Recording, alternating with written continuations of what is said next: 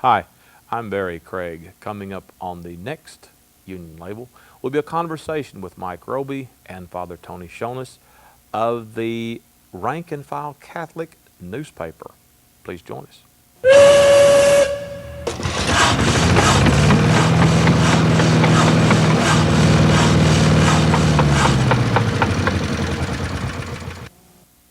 Welcome, Father Shonis. I got it wrong the first time. And Mike Roby. Mike is from Owensboro. Father Shonis is right here in Paducah. Tell us about the Rank and File Catholic, which is a unique publication in Western Kentucky.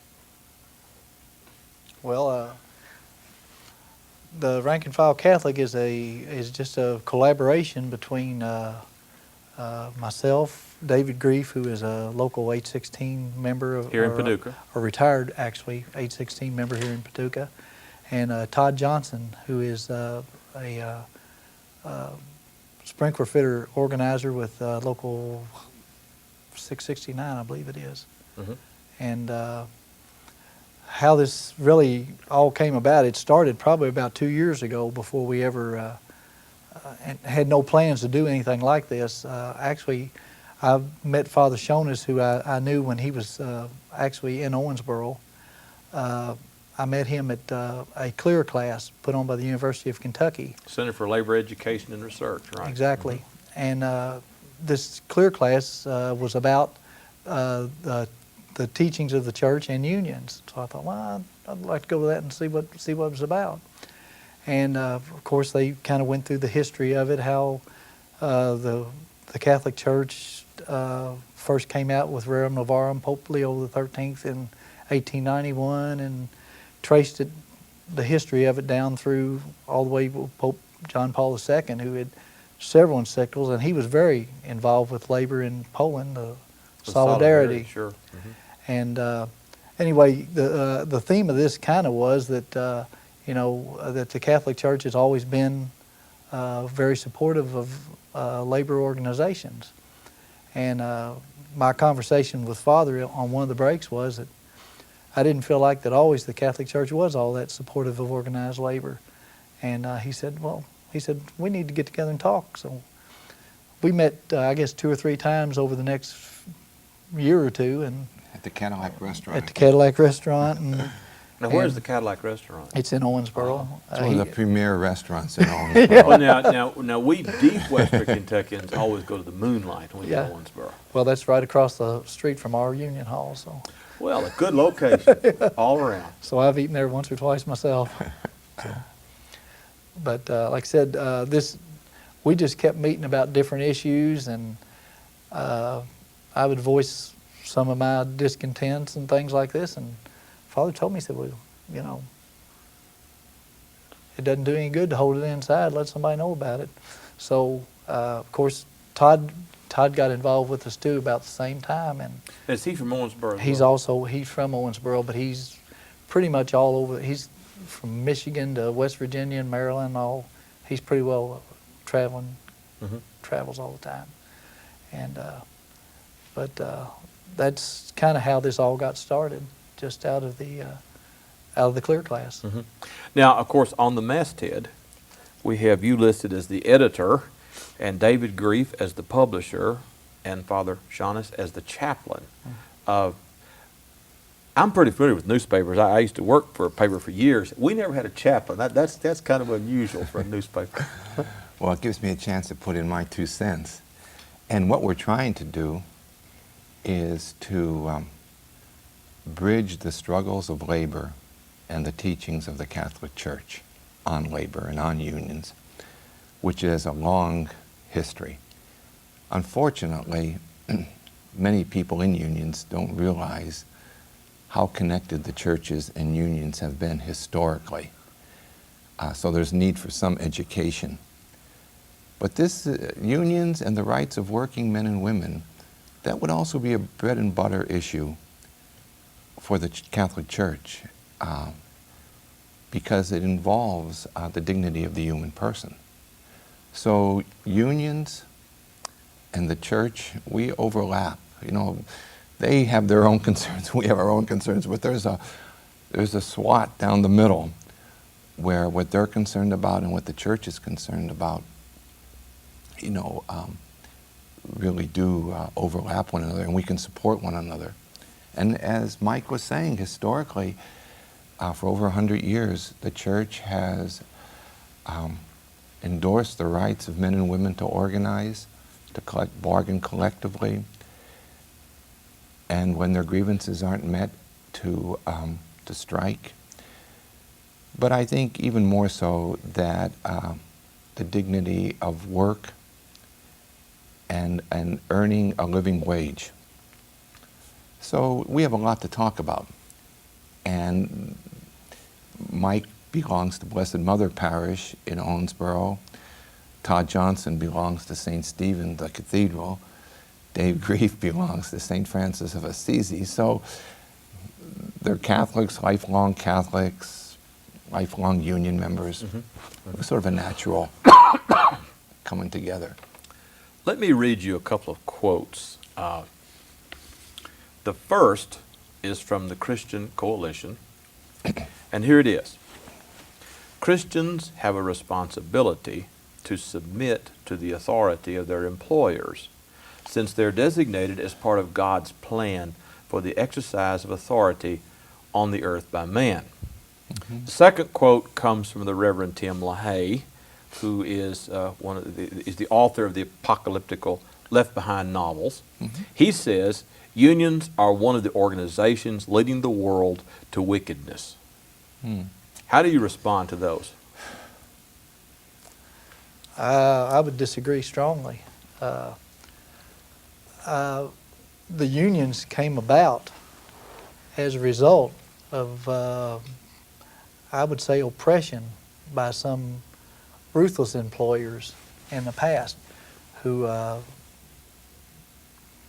didn't want to pay a living wage. If they did pay a wage, they would pay you in scrip, and you would have to go to the company store to cash it in, which was, they charged the prices they wanted to and what have you. I'm not saying that all employers were ruthless and corrupt, but there was enough of them that it brought about, it was just necessary for men to stand up for themselves. And the only way they could stand up for themselves is join together, bond together, and hence the term unions. That wasn't always the term, but people felt like they had to get together because individually there's nothing they could do but strength in numbers. And that's what unions all about. Without unions, probably a lot of kids wouldn't be going to school today. Child labor laws were brought about, 40-hour work week, unemployment insurance, Social Security. I mean, all these changes, the government just didn't get together and decide to give everybody these things. Working men and women down through the ages have struggled for these things to bring a better work environment. So. And as far as the scriptures go, there are scriptures in St. Paul, support your, leaders. But there is also the book of Revelation, which also sets a different tone for dealing with authority and where you have to challenge authority and defy authority. So it's not that clear-cut that because somebody is set over us or because somebody is our superior leader or president, that means you can't be one of the loyal opposition. And you certainly find that, I would say, in Revelation against the Roman Empire. Well, what in this first quote it seems to be saying is that you are where God put you, and if you try to rise above that station, then you're going against God. That's clearly what this says. Well, you could say that as long as you're part of the probably the status quo Right. that is sort of benefiting from the system. But if you're one of those people, and the majority of people who are not the beneficiaries of the system, it looks very different from the bottom than it does from the top. So you have to be a little suspicious of economically the people who write like this. See, for me, when I was I grew up in a union family, and so did Mike, and so did Dave and Todd Johnson.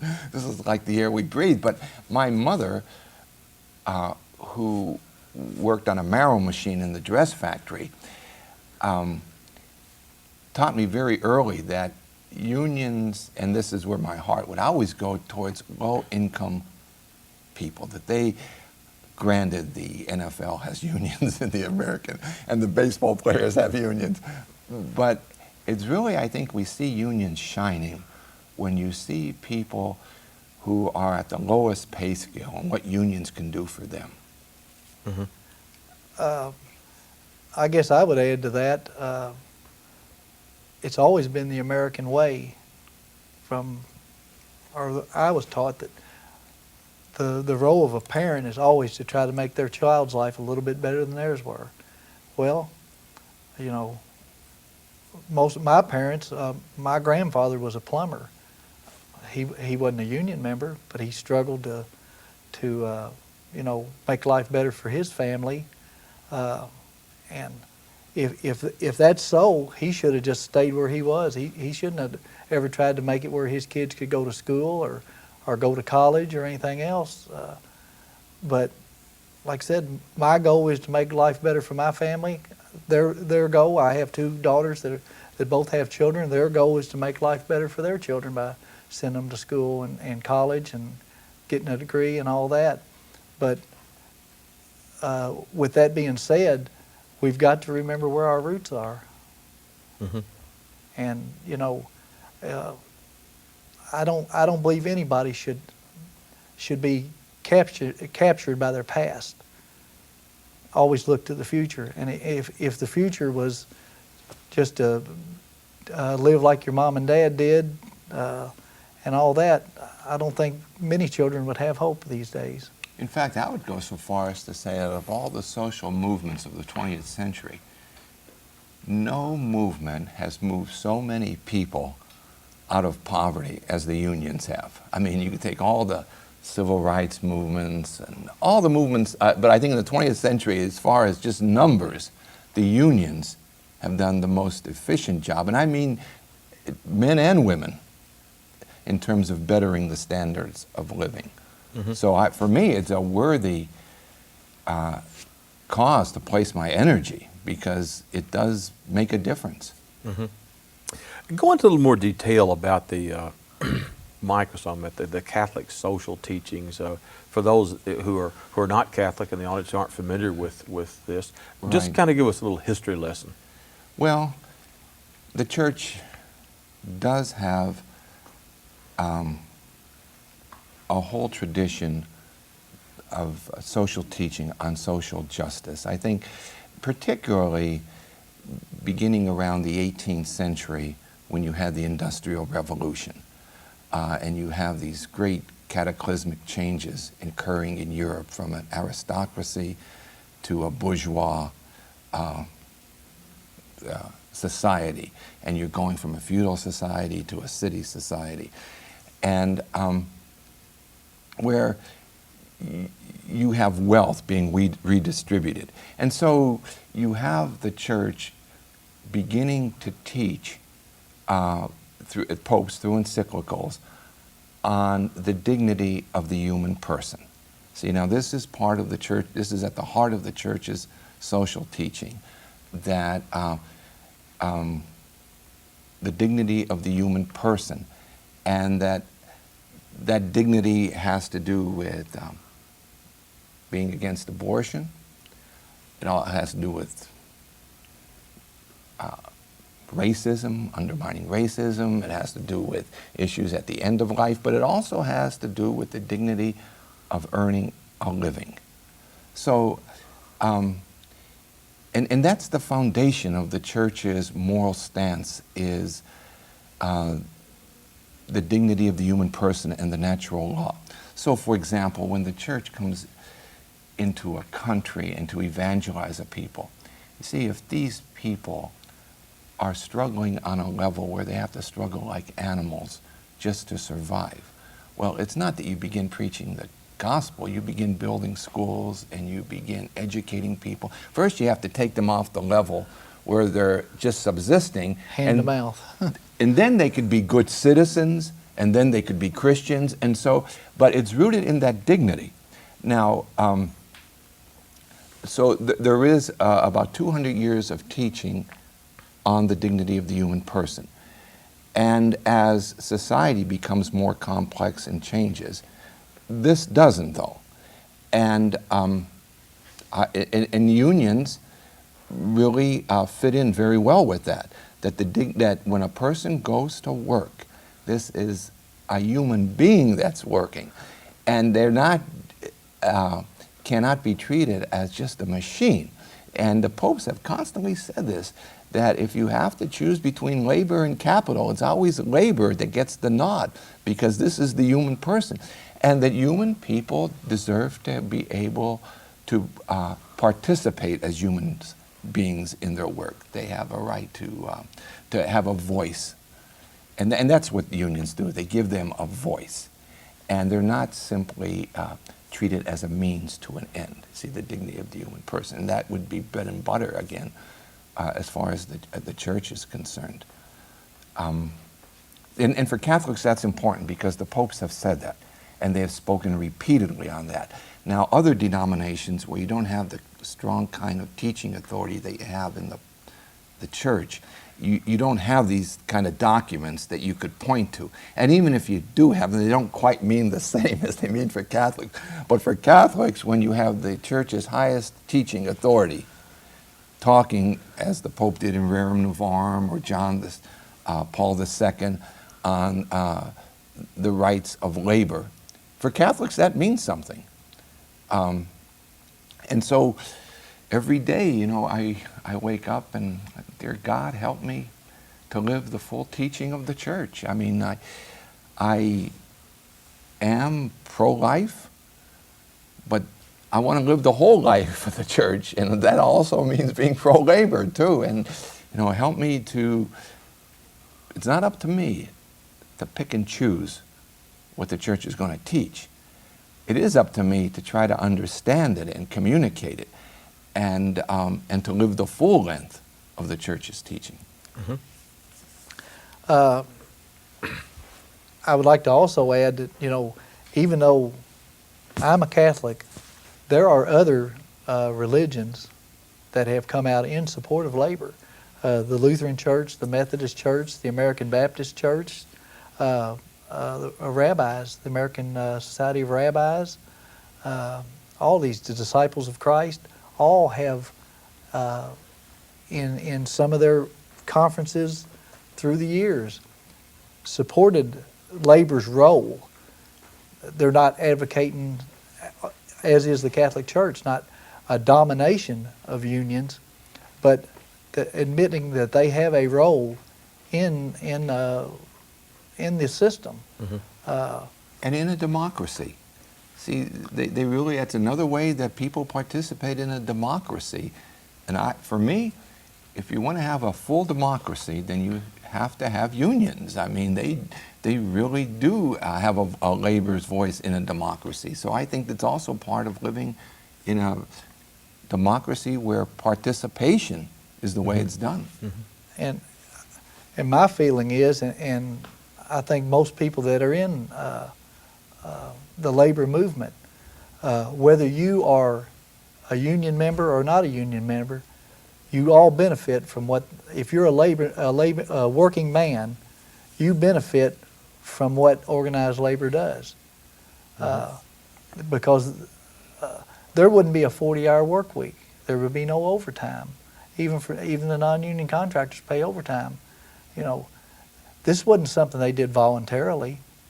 It's something that even working men that were members of a union have obtained for even their non-union brothers. Mm-hmm. And so most of the labor laws that have been instituted in this country is a result of unions.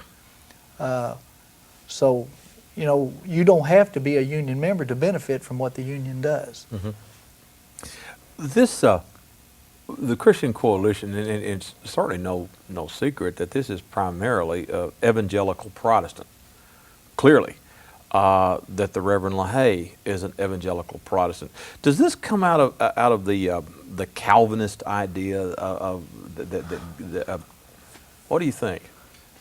Well, I think I would, if I were to take a stab at that, I would think I would. You see, St. Paul, in the scriptures will tell people, do something, don't do something, because the Lord's returning. Okay, if you're married, stay married, because it's not going to be long now. If you're not married, well, don't marry, because so you get some of that too, that in some way it doesn't make much difference because the end is near, and so keep the status quo. You may have some of that.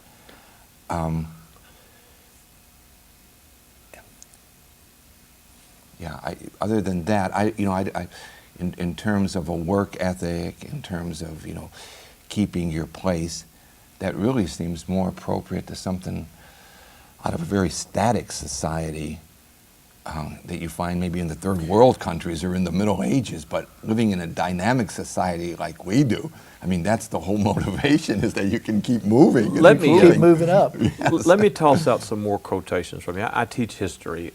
John D. Rockefeller, who was a Protestant Christian, God gave him my riches. Direct quote from him. Another prominent Protestant pastor of the late 19th century, no man suffers from poverty unless it be more than his fault, unless it be his sin.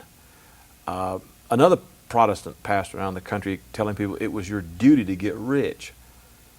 Where does all that come from? It plays pretty well. In obviously wealthy churches.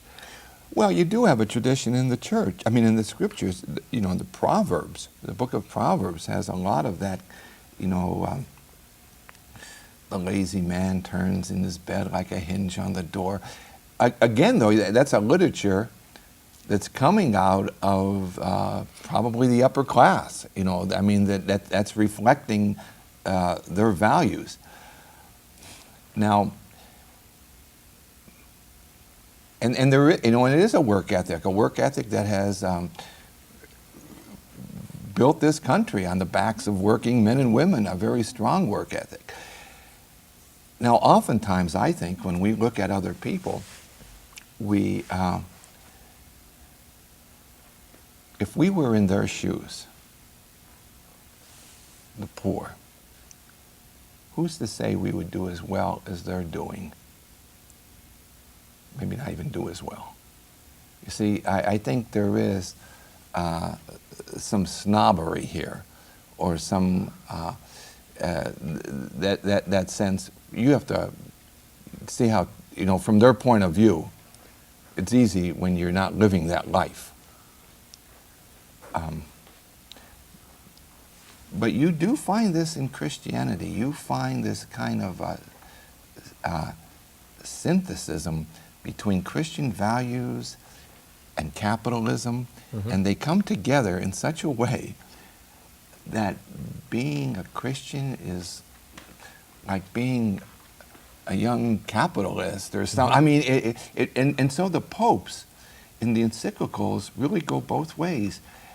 They will, early on, particularly criticize socialism, communism, but there's also a severe criticism of capitalism too, that kind of, but there is a way of blending this religion that's almost impossible to separate them, where it is simply a matter of, if I'm wealthy, God's blessing me, and that's very hard. If I'm not, it's my own fault, and it probably means I'm a sinner.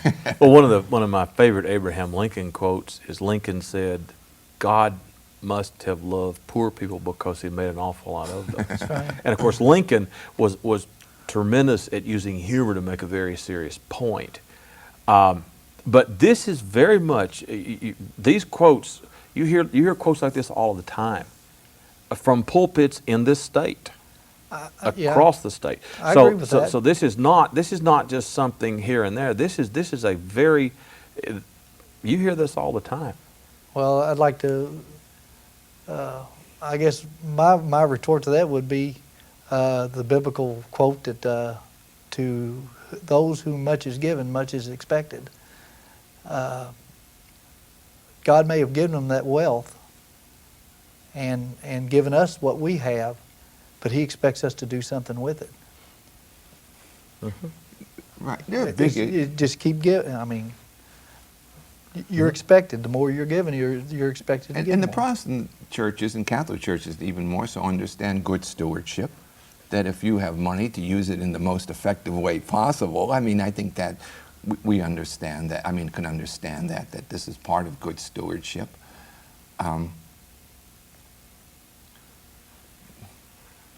Right. Well, in the time, we're about to run out of time. Let's talk a little bit more about the publication itself. The Rank and File Catholic, how could, obviously you wouldn't go to a newsstand and find this, I guess. How would you get hold of a copy of this? Well, the way we're trying to do it, I've got a certain base, and so does David, and of course we mail it to that. But we're encouraging people on there to get in contact with us online, and we can email it to them. That's good. Now I've been given the 2-minute warning has been Okay. issued to the bench here. Let's talk about email addresses. David Grief, DM Grief, that's GRIEF, at peoplepc.com. I'll let you give yours. I'm Roby1701 at omuonline.net. A.J. Shonis at vci.net. Let's also do telephone numbers. Somebody in the Owensboro area to phone you, what's your work number? We could My reach work you. number is 270-684-3058. 270-442-1923. And you are an associate pastor? I'm an associate. I spent most of my life teaching at Brescia University in Owensboro. Yes. But in my latter years, I'm in a parish, and it's very interesting because I get to meet people like Mike Roby and David Grief, and I'm the associate at St. Francis de Sales. But I've been told by ministers that preaching and teaching are pretty much the same thing. Well, you always have a good supply for homilies and sermons, so I guess that's a... That's good. Some of the articles here, meet Father Mark Buckner, United Steelworkers Local 633, St. Pius X Church in Calvert City, We have Kentucky. some priests who were union before they were ordained priests. And Father Buckner was the assistant pastor at Blessed Mother before he came to there. And that's United Steelworkers, Local Union 633. And on the back we have Practicing What We Preach, Catholic Bishop's Statement on Unions by Mike Roby, for byline here. And then we have the Chaplain's Corner by Father Shonis here from St. Francis de Sales, quote from John Paul II. In about 30 seconds, any parting shots, anything you'd like to say before we have to wrap this up? Mike? Just, we feel very strongly that the rank and file Catholic needs to make their desires and wishes known to their parishes and pastors and their bishops, and ask for their support and expect it according to the teachings of the church. We're all workers. Professors work, CEOs work, surgeons work, people who clean our garbage work. We're workers, and that's a dignity to be a worker. And this, if I may, in the time we have left, is the Rank and File Catholic right here. Thank you all for being on the program today. Thank you. That was nice. Enjoyed it very, Really? very much. My guests today were Father Tony Shonis and Mike Roby, the movers and shakers behind the Rank and File Catholic. Please join us next time.